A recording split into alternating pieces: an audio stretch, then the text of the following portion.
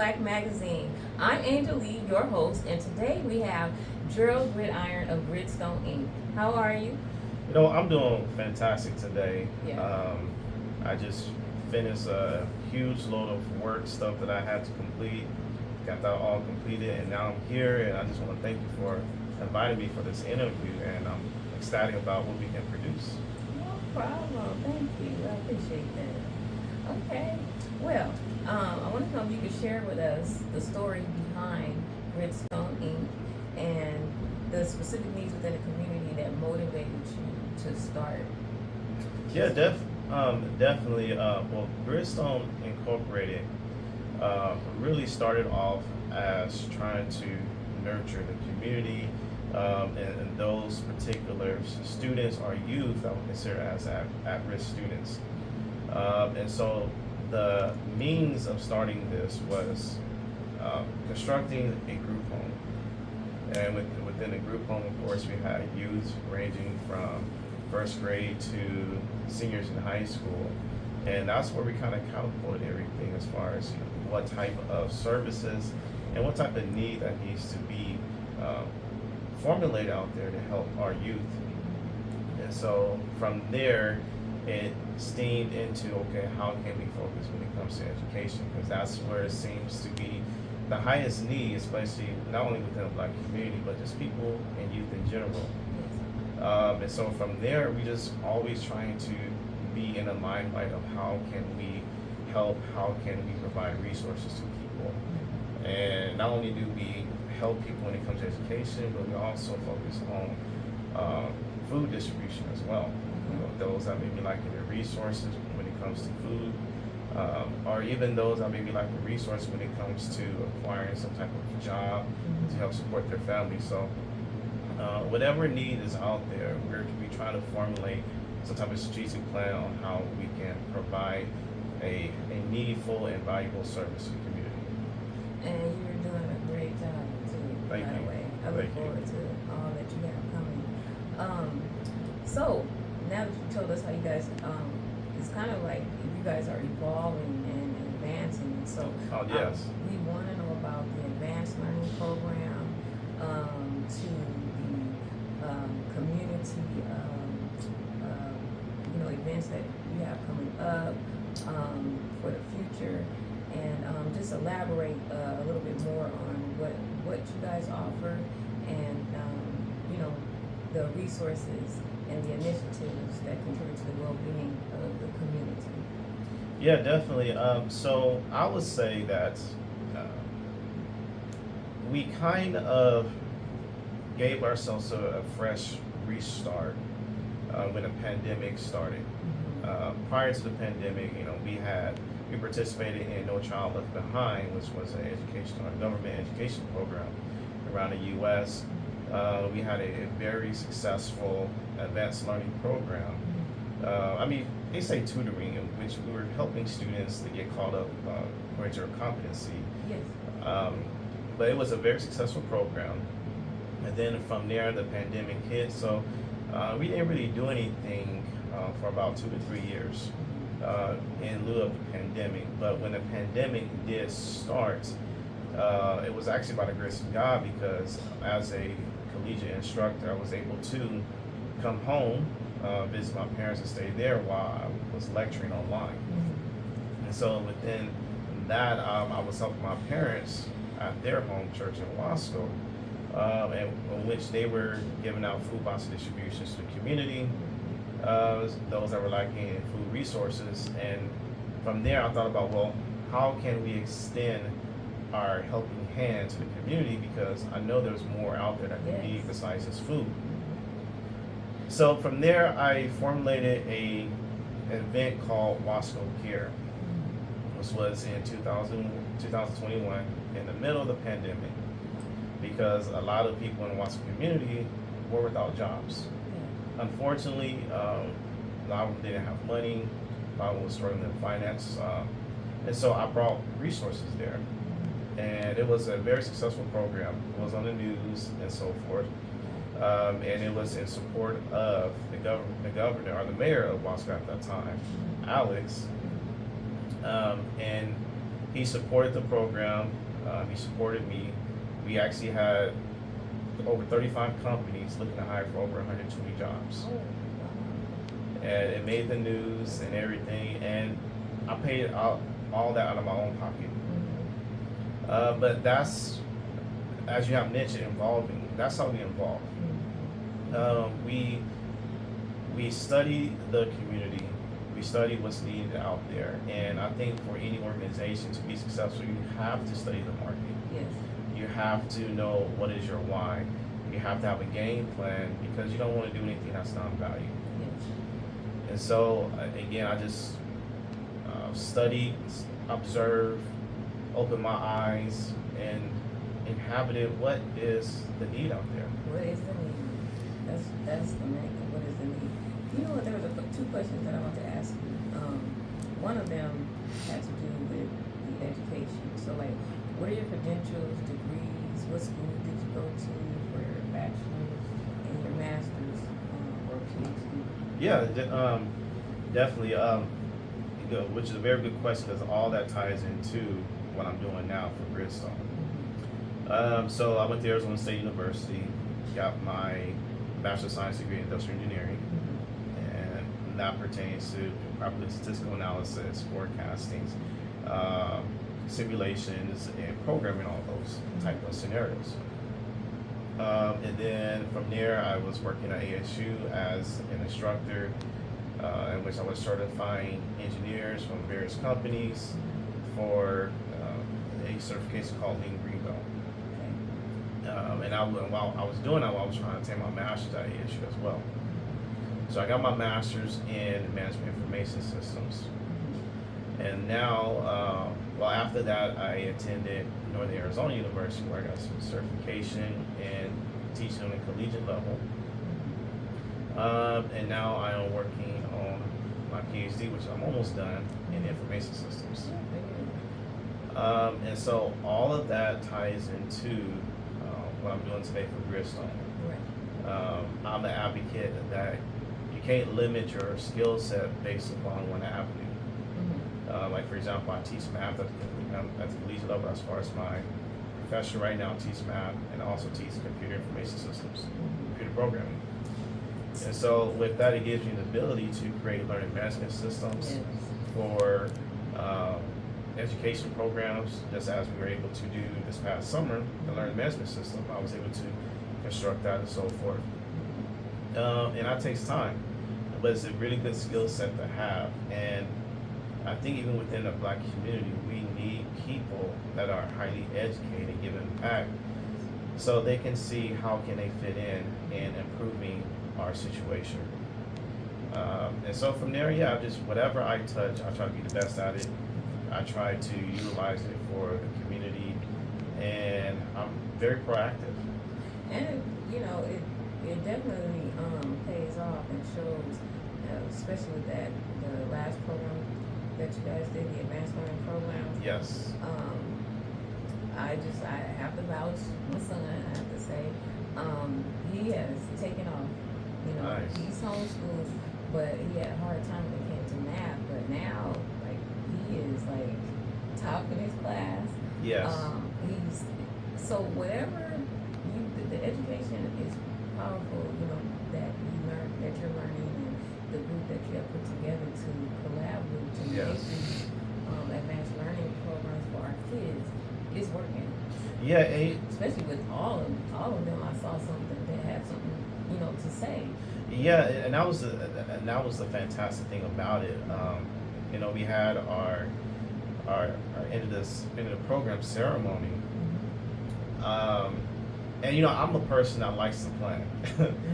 I'm very strategic in what I do. I think that's just my upbringing pertaining to my educational goal or my educational background. But on that day, I kid you not, I was trying to put something together.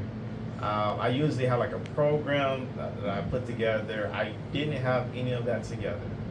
And so everything that everyone witnessed was unplanned. Yeah. I didn't plan any of it. And I saw the kids get up, and at least a good amount, 10 of them, I think, were confident, spoke boldly at such a young age and in a big crowd because the whole facility was, the room was packed out. And I think it was at least about maybe close to 150 or 100 perhaps. But to speak boldly in a packed house, and it may have been some of their first time speaking up in front of a large crowd, but to speak boldly and say, hey, this program did this for me, this program did that for me. I think that was phenomenal, and I don't want to say I was shocked, but I wasn't surprised because those are some of the goals that we wanted to accomplish. We wanted to help them to become confident in themselves and to be able to express themselves simultaneously, implementing core and effective learning abilities for them. And I think we accomplished that. Yes, we did. Those babies, when you can get up and speak, and I'm not saying that all of them have never spoken before, but I know that all of them, there's a percentage of them that have never spoken. Yeah. And it's already hard to speak in front of people, but to speak in front of that many people, Yes, the first time, yeah. and confident, they were, the confidence level was boosted in those children, and we need that because when kids feel that they're failing, it brings the self-esteem level down, and you can even tell with body language, head down. Yeah. Nobody's head was down. They were excited about what it was that they learned, and how they had advanced. So, in your mission statement, you mentioned the importance of data-driven models. How does Gridstone Inc. utilize data to assess community needs and tailor its solutions effectively, like you just did? Yeah, and data helps tell a story of what's going on. It helps to define common trends or certain trends that may be considered as abnormal or normal. And then from that data, we can forecast, okay, if we implement this solution, what is the possibility of having this type of output? And that's really one of my core skill sets, even within my PhD program and my engineering background, is being able to apply statistical analysis to help forecast outcomes. Right. And so everything we did was strategic. Like when we planned the program, it wasn't just, okay, let's just gather students and that are considered as at-risk students and just help them to get caught up within their grade levels. It wasn't just that. Everything was strategic. Yes. As far as everything we've done, as far as the techniques we use after they went through their lessons, all those were strategic, and it was strategic based upon the brain, of course. And not to talk too much about the secrets of it. Yes, that was good. To be honest, I'm not gonna lie. While you were talking, I was like, somebody gonna have to get a patent. Yeah.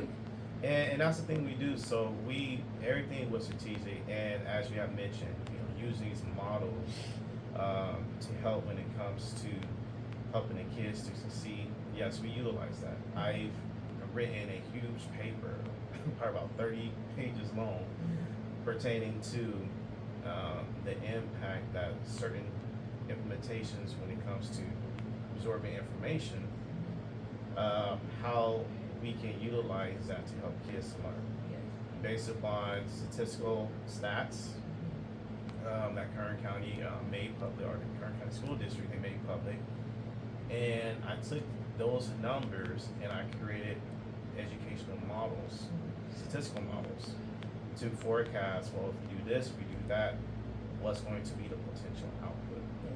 And it was very successful, as it was evident that all the kids that were in the program, that were consistently in the program, to say, on average, all of them increased their grade level competency by 1 in English and math. So again, that was all driven based upon our strategic plan, utilizing those statistical models. Yes.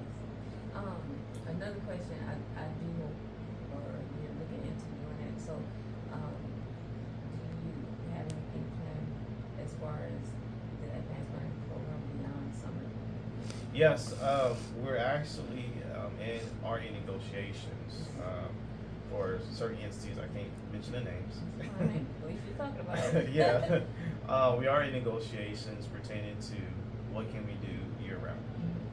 Of course, our main focus is going to be on the summer because that's where most of us are available.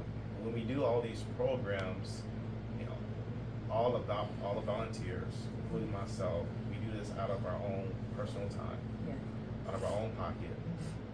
And you know, we're hoping we can get more funding because we definitely see a need out there.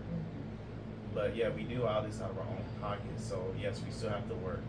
I still have a load. I still have to teach where I teach at as far as the collegiate level.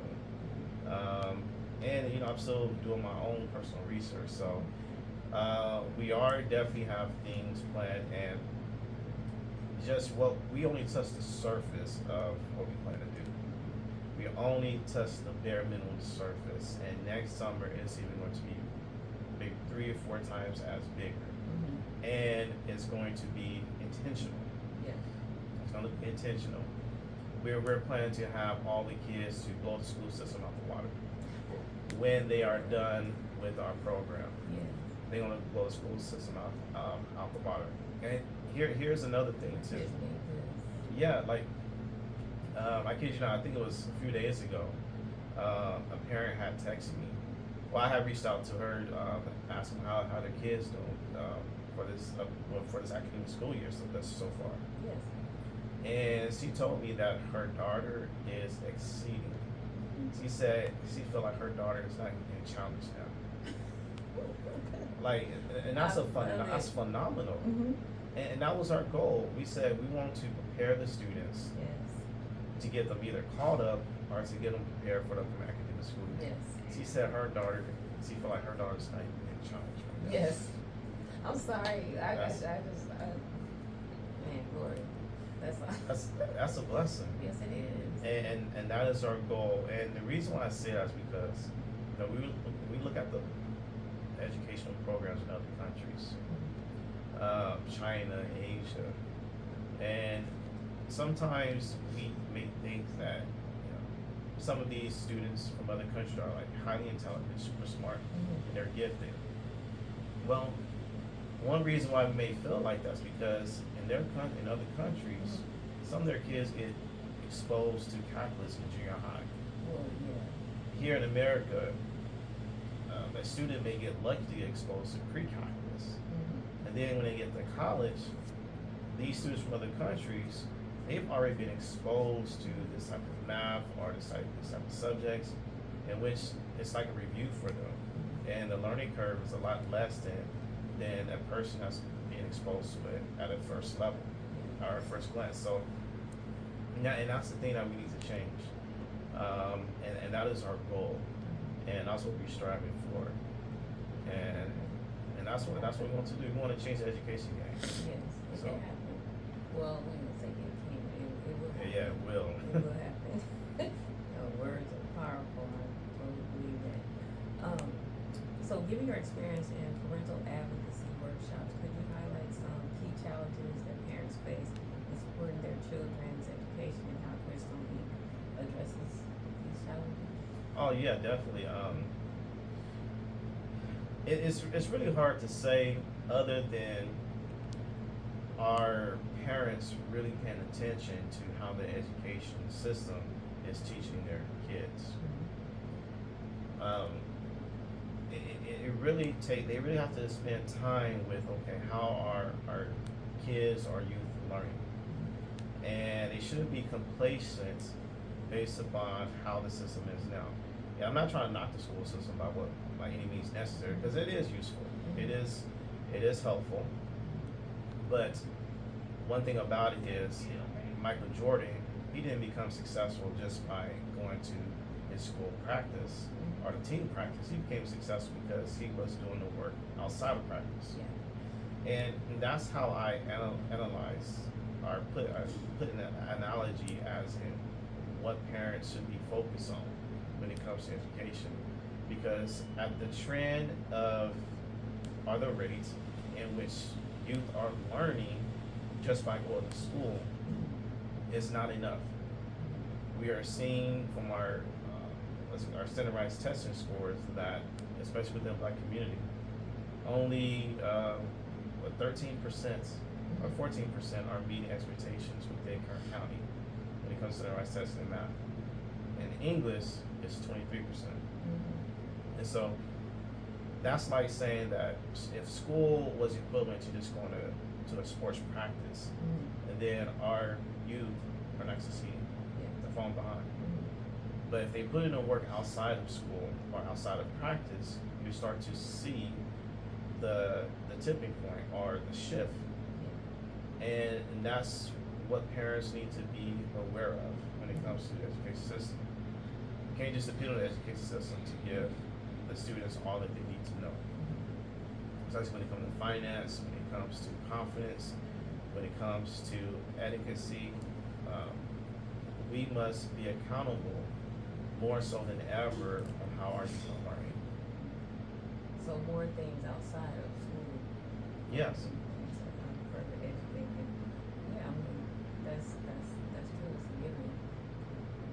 Okay.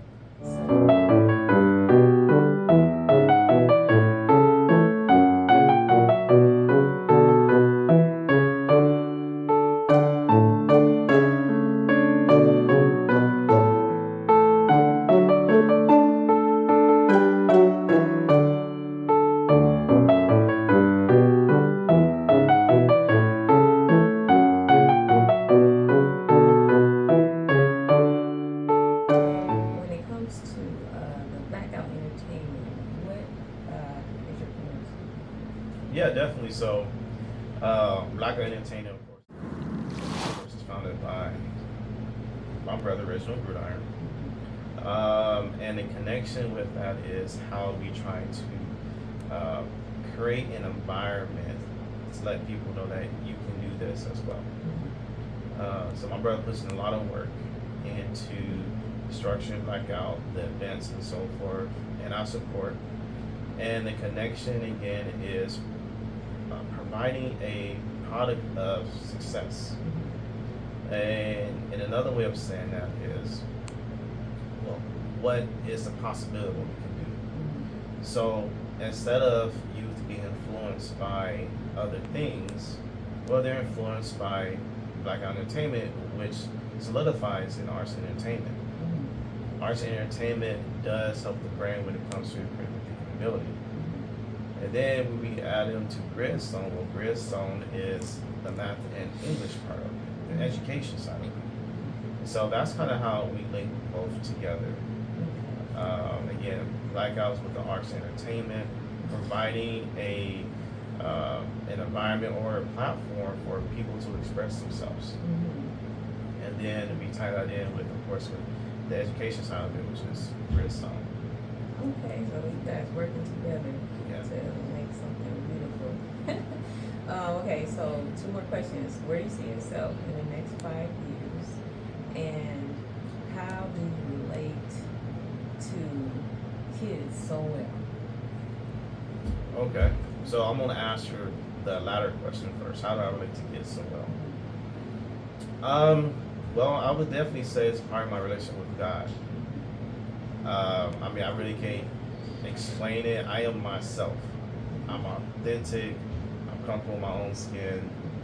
And I think I'm a kid at heart. But at the same time, I could flip the switch and when I have to be professional, depending on my audience, who I'm talking to, or just depending on the environment. So I know I'm going to misquote it, but I'm going to paraphrase. In the New Testament, Paul said he became the Jews to when the Jews became like the Gentiles, to when the Gentiles became like the circumcision, to when the circumcision, and so forth. But Paul's background in the Bible was that he was very educated and he was going against Christians. But the thing about it is he was able to relate to so many people. And I guess the best way to answer how do I relate to people is because I guess in a way I'm sensitive to people. I'm sensitive to people's needs, and I have a soft heart to always want to help people. Even in the Bible, it says that New Testament, my love and kindness you draw people. So if that is a recipe of drawing people, and I unintentionally do it because I guess maybe that's how I love in heart, but yeah, when you want to treat people right, and that goes with also my confidence in myself. I have something to offer to you every time I open my mouth, every time I'm around them. I have something to offer, which is look how far I've come through the disadvantages I've had, through the trials and tribulations I went through being not accepted or not being accepted based upon the norm, always being an outsider and feeling that pain. So everything that I've been through is a recipe of you can also be successful. So showing me an example. Yes, and you have to be an example, especially with the youth. And again, I'm thankful for everything I've been through. So, and pertaining to where I see myself, well, I see myself change the education game. I really do. And I'm a person that I don't need validation pertaining to what I'm doing. If no one else existed in this world, I'll still be doing the same thing I'm doing today. Yeah. Because I don't need validation. I'm not looking for thank yous. I'm not looking for handouts. I have a vision, and there's even a scripture in the book of Proverbs that the kingdom without a vision will fall. It also goes to a person. And so I'm operating, everything that I'm doing is being operated based upon a vision. So, and the last part of that is how can someone do something without it first being a thought? And so, all my thoughts, what feeds my thoughts is pertain to what my environment is, what I spend my time with, and that feeds into my vision. So, and my vision will continue to be unveiled, and it will continue to be successful, and it will continue to, people will see it. Yeah. So. When you walk in your purpose, I call it like vision of what you see is like the purpose that you're walking into. So as long as you keep doing that, God will align things and people along the way. And you perform for an audience of none but God. Exactly. Yep. So I want you to leave your information with us, like, because I know next year you're going to be out of this world. So what is it? Is there anything you want to leave us with? Because we'll leave all your information in the description, but anything new that you have upcoming that you want to share with us, and your social media links and things like that. Yeah, we do have a social media link, Gridstone Inc. That is the Instagram name. I need to get better in social media too. That is the area that I need to work on. But we do have an Instagram account. We also have a website, of course, gridstoneinc.org. It's always updated, and we still continue to update things because we're always evolving. Other than that, feel free to reach out on Facebook, Gerald Gridiron, that's my Facebook name. So I really do need to get better at social media. Other than that, we actually, to kind of piggyback a little bit, we brought trauma, racial, I forgot the title of what we put it as, but there was an event that we had, generational and modern day racial trauma, that we had last year in November, and we're going to be doing another trauma event in Arizona. And I was thinking about inviting you to it as well as a possible speaker via Zoom, or depending on what. Just let me know. So we are going to be doing another trauma event as well. And other than that, as far as enhancing our program, I'm not going to speak too much on it, but it's going to be huge. Good. I look forward to that. And so you have on your website, if someone wanted to make a donation to an organization, you have that link as well? Yes, we have a, I guess you say, donation button. Yes. Okay. And yeah, we're always looking for donations. I don't get any of the proceeds, which is good. I have my own profession, so I have my own job, and I'm doing pretty well. So, but yes, we do have a donation button, and all of the proceeds will go to to enhance the community when it comes to education. Okay, good. I'm excited about whatever's getting ready to happen. I'm Thank you. excited for you and the children that have been probably waiting for something like this. Yes. You know, so I'm so excited for all the babies and to hear the upcoming testimonies that we will have. Well, you guys, check out the Gridstone Inc. .org. Right? .org. Yes. If you want to sign your kids up, just keep going to the website and looking for new updates. As he says, he updates often. And if you want to get your kids in next year, I can highly recommend. My son's life has changed since going to the program. And that was just summer. It's like been a big change. And so we'll leave his social media links in the description. We're going to reach out. And this is Angel Lee. Thank you for joining Bakersfield Black Magazine.